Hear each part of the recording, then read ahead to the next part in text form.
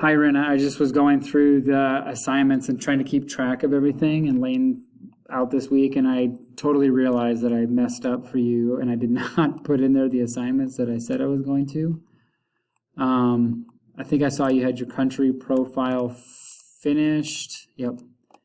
And then the other assignments that I was supposed to add in there for you, I did not. So I just must have had a brain fart or something like that. So I'm going to put in the assignments for Chapter 5, Section 1 and Section 2, as well as assignment 1.3 and 1.4. So included are the reading, which you probably saw, and you're like, I read this, but I have no assignment to do. So I'm going to drop in the assignments for those. And then the rest of the class will take a quiz on Monday, although for you, I got to give you extra time to get this work done. So I'll just keep a look on Google Classroom to see when you have these assignments finished. And then talk with you about the quiz that we'll take for Chapter 5, Section 1. So again, my apologies.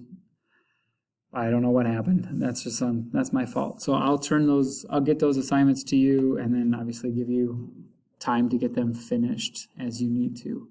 Please let me know if you have any questions so I can help you out as much as I can. Have a great weekend.